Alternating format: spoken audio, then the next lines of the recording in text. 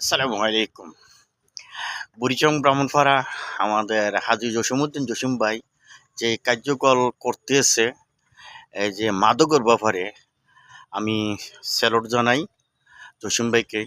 তো এখানে আমি মাঝে মধ্যে একটু বুড়িচং উত্তরপাড়া এবং কি পূর্বপাড়া বুড়িচংয়ের কিছু মানুষের সাথে কিন্তু আমার মোটামুটি একটু হাতাহাতি হয়, যেমন মাদক নিয়ে।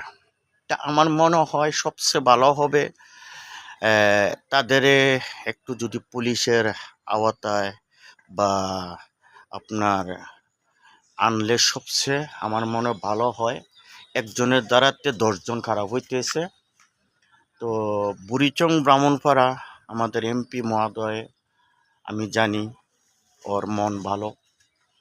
বাসার থেকে যদি একটু ফোন কইরা বুড়িচং এবং কি ব্রাহ্মণপাড়ায় বইলা দেয় পুলিশ প্রশাসনকে, অমুক জায়গায় ছেলেরা রাত্রের বেলায়, বেশিরভাগে রাত্রের বেলায় ওরা এটা ব্যবহার করে মাগরিবের পর বুড়িচং উত্তরপাড়া এবং কি বুড়িচং পূর্বপাড়া তারা কি বলে, মানে আমার তর্কাতর্কি হয় কি নিয়া জসিম ভাই নাকি কিছু করতে পারবে না, এবং কি বাংলাদেশের বর্তমান সরকার আমাদের তারেক রহমান উনি কিছু করতে পারবে না এগুলা নিয়ে। তো আমি তো বিএমপি করি, কারণ বিএমপির রক্তের সাথে আমার রক্তটা কিন্তু মিশে গেছে।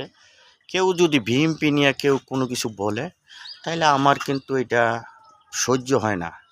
আমি 94 থেকে কিন্তু বিএমপিরে অলরেডি আমি ভালোবাসি, ঠিক আছে। তখন আমার বয়স কত হবে?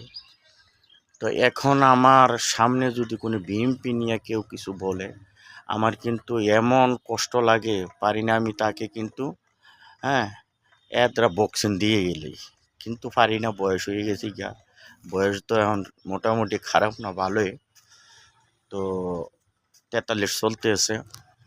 তো আমার পুলিশ প্রশাসন যারা আছেন তাদের কাছে এবং কি আমার হাজী জসিমউদ্দিন জসিম ভাই তো অবশ্যই আমাকে জানেন, আমাকে চিনেন। আমি হানিফ বাসার ভালো করে চিনেন, প্রবাসের থেকে যে প্রতিবাদ করতাম 17 বছর। তো আমাদের বাংলাদেশে কিন্তু আমাদের নেতা বহুত আছে, নেতা কর্মীর কিন্তু অভাব নাই, কিন্তু কেউ প্রতিবাদ করে নাই।